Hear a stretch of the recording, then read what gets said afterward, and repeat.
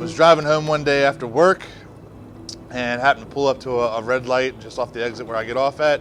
About 5-6 cars up ahead of me, we noticed a little fender bender. Everybody could tell that this individual wasn't well.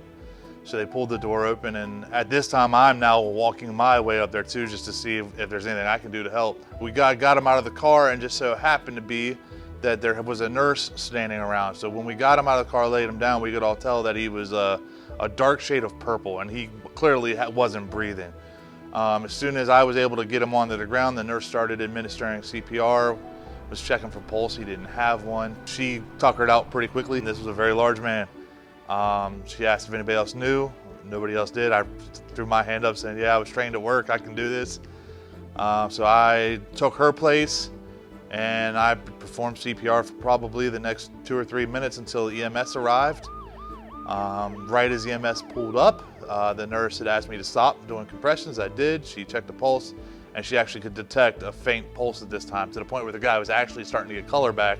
I didn't think of anything of it until I got back to the plant. Everybody's like, how big of a deal it is that you actually brought somebody back to life, because I thought that was normal. I think the biggest message really is okay, yeah, it won't happen every day. You're right, it's not gonna happen every day. It's not something you're gonna see every day, but you never know. And that's really what we try to promote, especially back here in Moundsville. We really want everybody to look out for each other and realize, this is a job. And yes, we take our job seriously, and we all want to be successful at our jobs, but the most important thing for us is that everybody goes home to their family, all their fingers and toes, and gets to kiss their family goodnight every night.